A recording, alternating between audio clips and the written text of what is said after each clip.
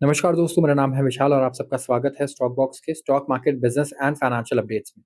यहाँ पर मैं डिस्कस करने वाला हूँ दुनिया भर में होने वाले सारे ऐसे इवेंट्स जो आपके ना फाइनेंसेस को इम्पैक्ट करेंगे। मतलब आपके खर्चे, इनकम हो गया आपका या फिर आपके इन्वेस्टमेंट अपॉर्चुनिटीज़ हैं या इन्वेस्टमेंट्स की वैल्यू है, अगर इनको असर पड़ने वाला है किसी भी ग्लोबल न्यूज़ से या इवेंट से, तो यहाँ पर वो डिस्कस होगा। उसके कॉज़ को हम लोग इवैल्यूएट भी करेंगे, एनालाइज़ भी करेंगे कि अच्छा क्या रीज़न है, क्या-क्या चीज़ों से कनेक्टेड है। तो शुरुआत करूँगा सबसे पहले आर्टिकल की। चलिए आज हम लोग मे बी एक ओवरव्यू ले सकते हैं, तो एक ओवरव्यू ले लेते हैं। तो सबसे पहले है एफडीआई इन्फ्लोज़ के बारे में न्यूज़ है। 96% नीचे चला गया है foreign direct investment. FMCG, AC, beauty sales इनके मैं कहूँगा जो प्लान्स थे ना उन पर एंड बजाज ऑटो की बात हो रही है यहाँ पे। केटीएम को खरीदने वाला है बजाज ऑटो, तो काफ़ी लोगों का शायद फेवरेट कंपनी बजाज ऑटो रही होगी। Services help private sector output hit 30 month high. Service sector की वजह से हमारा आउटपुट काफ़ी अच्छा गया है प्राइवेट कंपनीज़ का। एंड चाइना की कंपनी है बीवाईडी, टेस्ला को बीट कर रही है हर जगह पे, तो ये कंसर्निंग है। एक न्यूज़ एक तो अमेरिकन कंपनीज़ के लिए है और साथ में जापानीज़ कंपनीज़ की भी हालत खराब है इस टाइम पे ऑटोमोबाइल में। जेमी डिमन ने वार्न किया है कि यूएस में स्टैगफ्लेशन आ सकता है एंड एक big problems for small cars है। एक इंटरेस्टिंग एडिटोरियल है, वो डिस्कस होगा और साथ में यूएस का जो डेट प्रॉब्लम है इसकी वजह से शेयर बाजार में तहलका मचा हुआ है इस टाइम पे, तो ये हम डिस्कस करेंगे आज हमारे सारे इवेंट्स। तो नेट एफडीआई इनफ्लो मतलब फॉरेन डायरेक्ट इन्वेस्टमेंट हम बोलते हैं एफडीआई को। और एफडीआई क्या होता है? बाहर से जो निवेश आ रहा है भारत में डायरेक्ट हमारी कंपनीज में, वो 96% ड्रॉप हो गया है और रिकॉर्ड लो पर आ गया है इस आर्टिकल के अकॉर्डिंग। तो यहाँ पे 96% का ड्रॉप आया है एज़ जो रेड हॉट आईपीओ मार्केट है, उसकी वजह से बहुत बड़े-बड़े एग्ज़िट्स मिले हैं लॉन्ग टर्म इन्वेस्टर को। तो नेट एफडीआई क्या होता है? एफडीआई होगा जो पैसा भारत में आया और जो पैसा भारत से गया उसको माइनस कर दो आप उसमें से, तो वो हो गया नेट फॉरेन डायरेक्ट इन्वेस्टमेंट, ठीक है? तो यहाँ पे नेट नेगेटिव इसलिए भी आ रहा है क्योंकि आईपीओ इतने आ रहे हैं बड़े-बड़े, तो जो लोगों ने 10 साल पहले एफडीआई में इंडिया में पैसा लगाया था, वो एग्ज़िट भी ले रहे हैं। वो प्रॉफ़िट भी बुक करेंगे, है ना? तो वो पैसा नेगेटिव जा रहा है, तो इसके लिए हमारा नेट एफडीआई काफ़ी ज़्यादा नीचे चला गया। तो जैसे ह्युंडई मोटर्स को देखो, ह्युंडई मोटर्स भी तो फॉरेन डायरेक्ट इन्वेस्टमेंट ही था एक टाइम पे जब वो आया था। और स्विगी की चाहे आप बात कर लो, तो जब इनके आईपीओज़ आए तो काफ़ी पैसा इंडिया से बाहर गया। तो ये भी एक रीज़न है जिसकी वजह से कहीं न कहीं हमारा एफडीआई का डेटा मॉडरेट होता हुआ नज़र आ रहा है। तो ग्रॉस एफडीआई आप देखो एफवाई 24 में कितना था? कितना पैसा इंडिया में आया? 71,000 करोड़। और एफवाई 25 में कितना है? 81,000 करोड़। उसमें से डिसइन्वेस्टमेंट कितना था? 44,000 करोड़, ये था disinvestment 51,000 crore.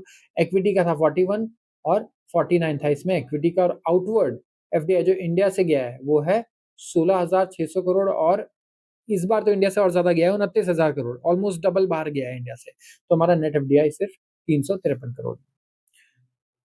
Early rains throw a wet blanket over FMCG, AC and beauty sales. अब देखिए कई लोगों को बारिश बहुत पसंद होगी। जैसी बारिश हुई, बाहर गए आप, थोड़ी देर बारिश में नहाए, घर आए, गरमा-गरम चाय पी रहे हो, पकौड़े खा रहे हो और न्यूज़ पे देखा कि आपका पोर्टफोलियो डाउन। रीज़न क्या है? वही बारिश जिसके आप अभी इतने मज़े ले रहे थे, ठीक है? तो प्रॉब्लम क्या हो गई? मैं ये कहानी आपको क्यों सुना रहा था इस तरीके से कि इस बार सब लोग मान के बैठे थे कि बहुत ही ज़्यादा गर्मी होगी। इस बार तो गर्मी से हालत ख़राब हो जाएगी बिल्कुल।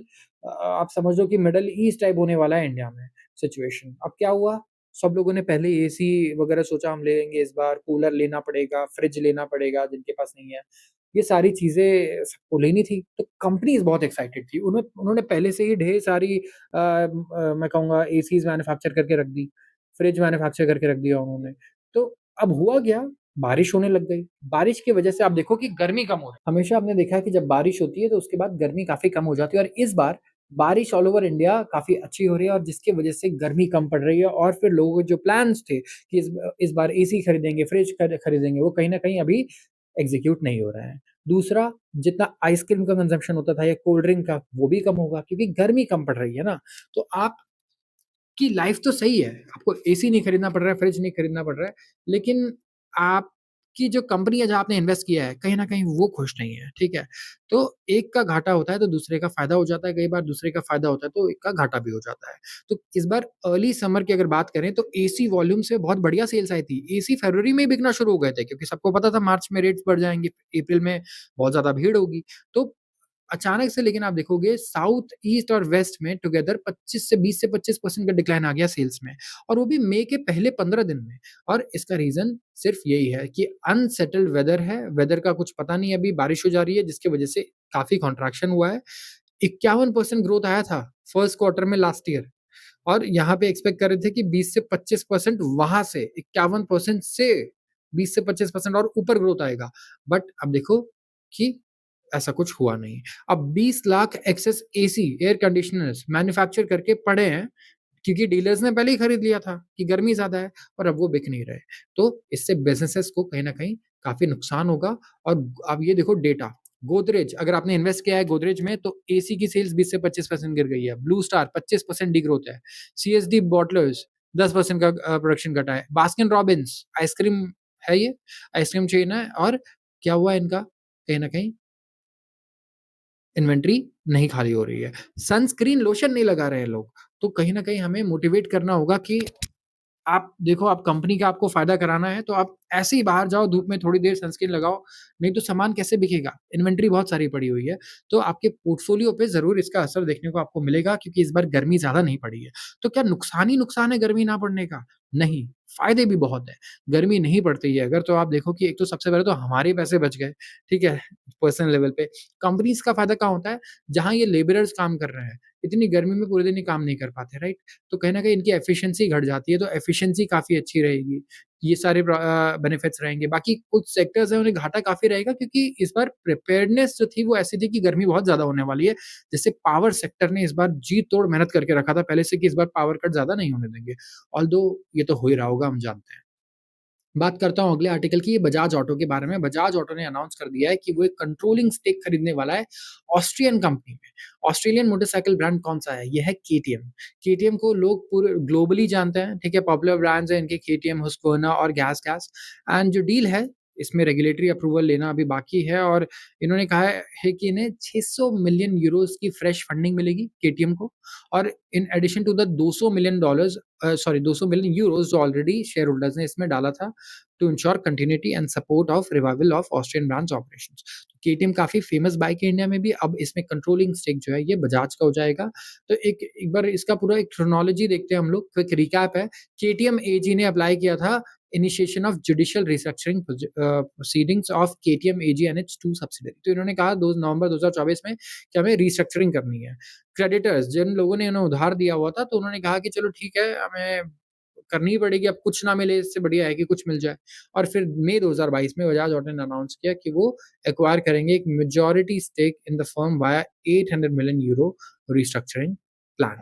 तो बजाज ऑटो के लिए ये अच्छी खबर है। जी हाँ, अब क्यों नहीं? अब इनके पास एक अच्छा पूरा पोर्टफोलियो है जहाँ से इन्हें अच्छा पैसा आ सकता है, और बजाज को जो ब्रांड है वो एक, मैं कहूँगा, सस्ती बाइक्स के लिए है। लेकिन अगर आप 4 लाख की बाइक्स बेचना चाहते हो, 5 लाख की, तो कहीं न कहीं केटीएम ये सक्सेसफुली कर सकता है। इनके पास ब्रांड इमेज है और इनके पास प्रोडक्ट्स भी हैं। तो काफ़ी खुश होंगे वो लोग जिन्होंने बजाज में इन्वेस्ट किया है, बजाज के शेयर्स में इन्वेस्ट किया है। Services help private sector output hit 13 month high. India का जो प्राइवेट सेक्टर आउटपुट है, ये ग्रो कर रहा है at fastest pace in 13 months. मई का महीना अगर आप देखोगे तो प्राइवेट सेक्टर ने बहुत अच्छा ग्रो किया है मई के महीने में। पिछले 13 महीने का रिकॉर्ड तोड़ दिया है हमने प्राइवेट सेक्टर ने। एंड ऑफ कोर्स एम्प्लॉयमेंट भी इंक्रीज़ हुई है इसकी वजह से। तो एचएसबीसी का एक परचेजिंग मैनेजर इंडेक्स का डेटा रिलीज़ होता है, पीएमआई बोलते हैं हम लोग इसे। मैं कई बार इसे कवर कर चुका हूँ, और ये कंपाइल किया है किसने? एस&पी ग्लोबल ने। एंड यहाँ पे ये 61.2 आ गया है। पहले कितना था? 59.7 था। तो जितना ज़्यादा ये बढ़ेगा, इसका मतलब ग्रोथ इतनी ज़्यादा हो रही है इसमें। और मंथली चेंज यहाँ पे हम लोग कहीं न कहीं मेज़र करते हैं। तो आप ये देखो कि 50 का जो मार्क है ना, वो बड़ा इम्पोर्टेंट है। जब भी आप परचेजिंग मैनेजर इंडेक्स का डेटा रीड करते हो, तो 50 के नीचे का मतलब होता है कि कॉन्ट्रैक्ट हो रहा है, और 50 के ऊपर मतलब एक्सपैंड हो रहा है। तो एक्सपेंशन अगर और ज़्यादा बढ़ रहा है, तो फिर वो 50 से 55 हुआ, तो 55 से 60 हो गया, तो एक्सपेंशन ज़्यादा बढ़ गया। तो इंक्रीज़ जो है वो प्रोनाउंस कर दिया गया था अप्रैल 2024 से ही, क्योंकि माइल्ड लॉस था ग्रोथ मोमेंटम का मैन्युफैक्चरिंग इंडस्ट्री में, सर्विस इंडस्ट्री में।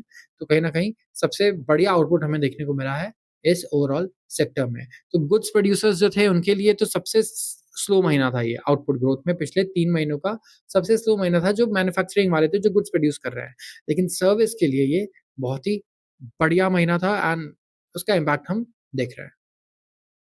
In a first, China's BYD beats Tesla in Europe with 169% sale.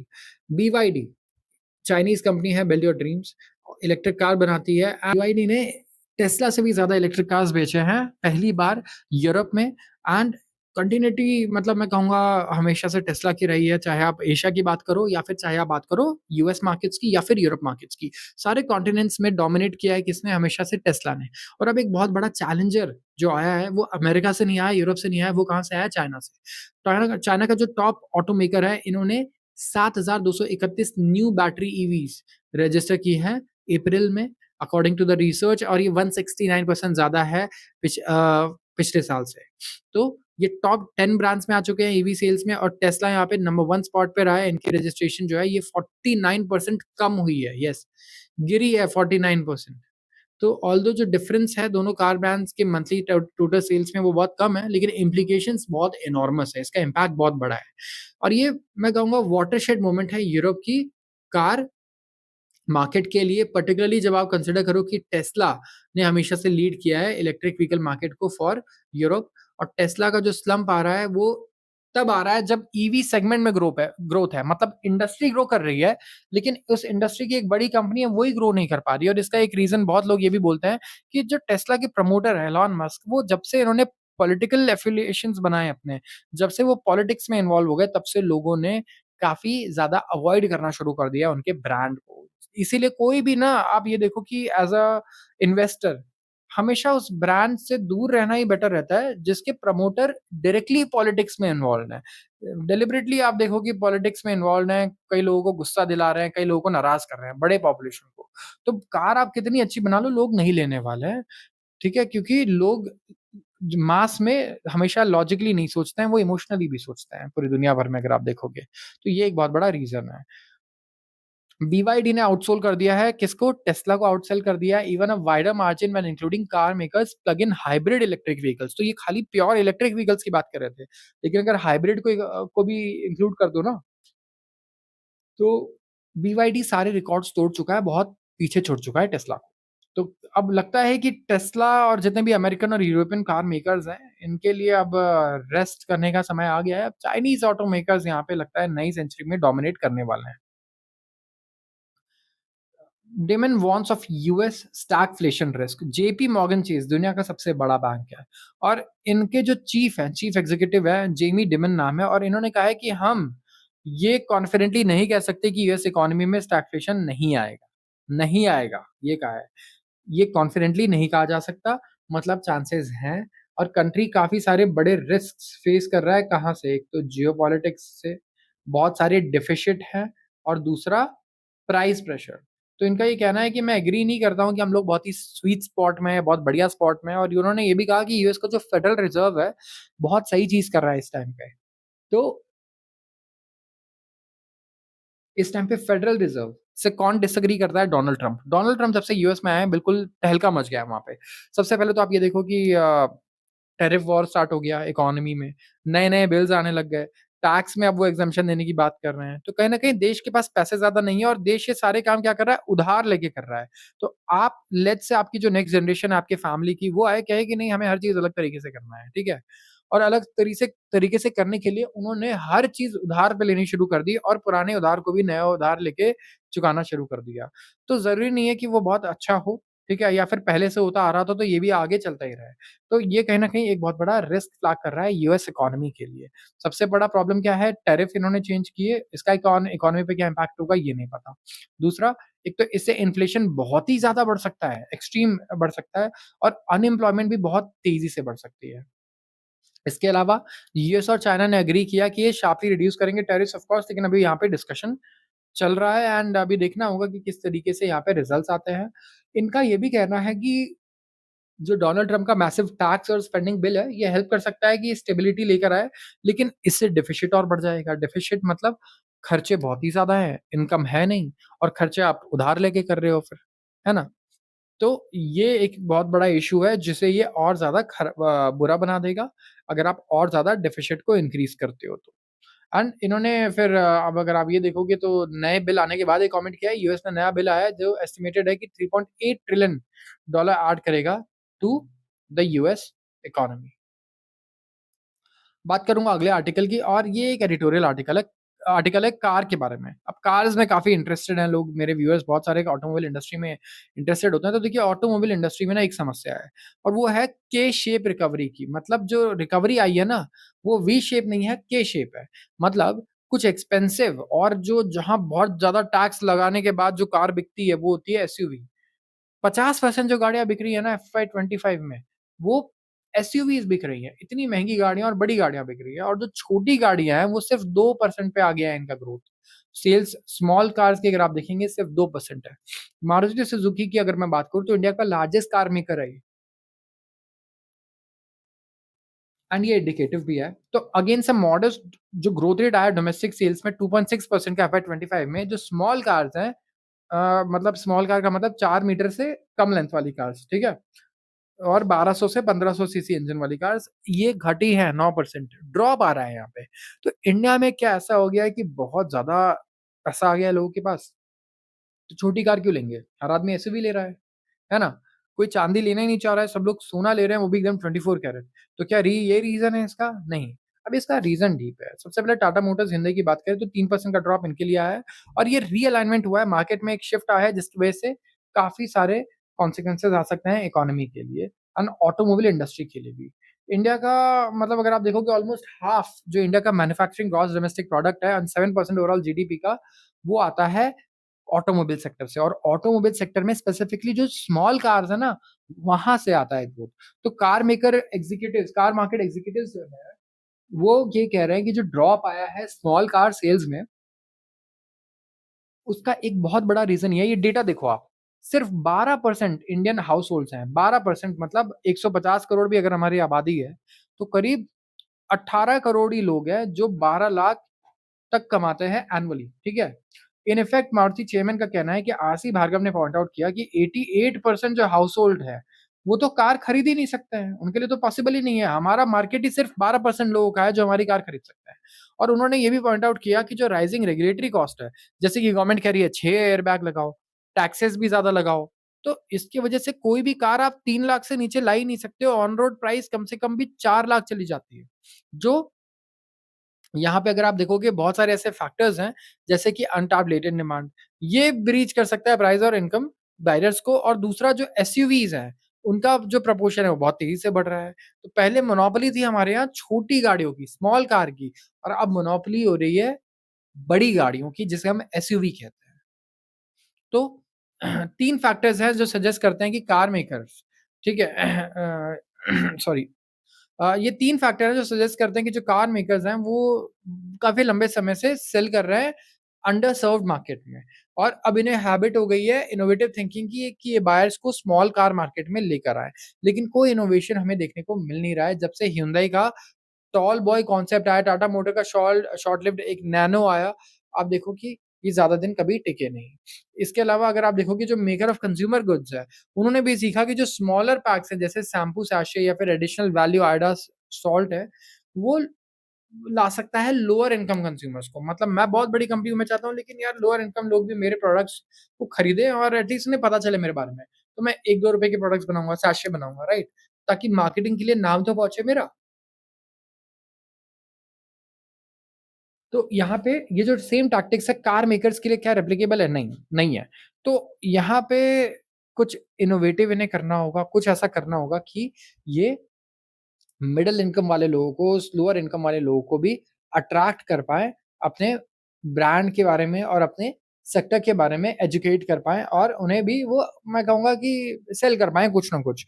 But it is really difficult. तो इंडिया में प्रॉब्लम्स मेजर क्या है? सबसे मेजर प्रॉब्लम यही है कि टैक्स एक तो बहुत ज़्यादा है छोटी गाड़ियों पे भी और सेफ्टी वगैरह के लिए गवर्नमेंट ने बहुत ज़्यादा चीज़ें मैं कहूँगा इनिशिएटिव्स लिया है लेकर आ गए हैं। तो वो इनिशिएटिव्स को अगर कंपनीज़ फुलफिल करती हैं तो गाड़ी बहुत ज़्यादा महँगी हो जाती है। Years that concerns royal markets and Trump's $3.8 trillion tax plan stokes debt fear. Sensex drops 645 points. Indian भारतीय शेयर बाजार कल नीचे जा रहे थे और उसका रीजन क्या था? यूएस का फिस्कल आउटलुक। सबसे पहले तो हमने कल ही आपको समझाया, कल का न्यूज़पेपर आप जरूर देख लेना कि बॉन्ड यील्ड्स यूएस में बढ़ रहे हैं क्योंकि हैवी पोर्टफोलियो इन्वेस्टर्स सेलिंग आ रही है एंड सेंसेक्स अगर आप देखोगे तो हमारा नीचे गया है, क्योंकि लोग यहाँ से पैसा निकाल के कहाँ डाल रहे हैं? यूएस के ट्रेज़री यील्ड्स में डाल दे रहे हैं काफ़ी सारे। इंडिया का जो विक्स है, विक्स क्या होता है? इंडिया विक्स ये एक इंडिकेटर है जो बताता है कि मार्केट में डर का माहौल है क्या? तो ये नीचे गिरा है 1.7% तो कहीं न कहीं इतना ज़्यादा डर का माहौल तो नहीं होना चाहिए। लेकिन it climb 4.3% for the week. इस वीक वो 4.3% ऊपर ही है ओवरऑल। तो ट्रम्प काफ़ी सारे पॉपुलिस्ट प्रॉमिसेस करके बैठे हैं। मतलब ऐसे प्रॉमिसेस जो भले ही आपके लिए आपका भला नहीं करें, लेकिन आपको पसंद ज़रूर आएँ। ठीक है? जैसे मैं कॉलेज जाकर बच्चों को कहूँ कि हर महीने पार्टी होगी। बच्चे बहुत खुश हैं, बहुत अच्छा फीडबैक देंगे मेरे कॉलेज के बारे में। मुझे पता है लेकिन इनके लिए अच्छा नहीं है, राइट? तो ये पॉपुलिस्ट प्रॉमिसेस होते हैं एंड डेट का इसकी वजह से टेंशन काफ़ी ज़्यादा बढ़ गया है। सबको लग रहा है कि यार ये 3.8 ट्रिलियन डॉलर कहाँ से हम लोग मतलब अगर ये एक्सपेक्ट करते हैं कि ऐड करेंगे, तो यूएस गवर्नमेंट का जो डेट है, वो 36.2 ट्रिलियन हो जाएगा अगले 10 सालों में, इसकी वजह से। तो इतना ज़्यादा उधार अगर आप ले लोगे, तो लोग आपसे इंटरेस्ट ज़्यादा चार्ज करेंगे अगर आप उधार को चुका नहीं पा रहे हो। और वैसे ही यूएस के साथ सिचुएशन आ रहा है कि डेट में अगर आप देखोगे जितने भी इनके बॉन्ड्स हैं, उनके रेट्स इसलिए इंक्रीज़ हो रहे हैं क्योंकि सबको लग रहा है कि यार ये रिस्क अब ज़्यादा बढ़ गया है। जब भी ज़्यादा रिस्क होता है मार्केट में आप रिटर्न एक्सपेक्ट करते हो, हमेशा आप याद रखना, ठीक है? तो कहीं न कहीं ये सिचुएशन आपको यहाँ पे नज़र आएगी। यूएस के लिए भी आज मार्केट हालाँकि ऊपर है, कल एफपीआई नेट सेलर्स से 5,000 करोड़ के शेयर्स एफआईआईज़ ने बेचे थे और डीआईआईज़ ने बाय किए थे 3700 करोड़ के शेयर्स। लेकिन आप ये देखो कि इस टाइम पे हमें इतनी जल्दी आउटलुक नहीं बना लेना चाहिए अपना। अभी न्यूज़पेपर्स का काम होता है ये कि कुछ भी हो गया तो उससे लेके एक स्टोरी बना कर के तुरंत उसका इम्पैक्ट दिखाना। बट इतनी जल्दी इम्पैक्ट चीज़ों का आता नहीं है, तो आप मैं कहूँगा उससे रिलेट मत करो। मार्केट इंडियन मार्केट तो ऐसे ही चल रही है, कभी ऊपर कभी नीचे जा रही है पिछले 10 दिनों से। तो ये लेकिन इम्पोर्टेंट ये है कि यूएस में क्या होगा, ये देखना होगा। गवर्नमेंट इसी तरीके से मेजर्स लाते रहती है और नए-नए उधार लेते रहती है। अभी या फिर वहाँ थोड़ा फिस्कल कंसोलिडेशन के बारे में वो सोचेंगे, थोड़ी लॉजिकल चीज़ें लेकर आएँगे। तो आज के लिए बस इतना ही। अगर आपको वीडियो पसंद आई है तो ज़रूर इसे लाइक करें और चैनल को सब्सक्राइब करना बिल्कुल ना भूलें। अगर आप रोज़ ऐसे वीडियोज़ को देखना चाहते हैं तो। आप सबका बहुत-बहुत धन्यवाद।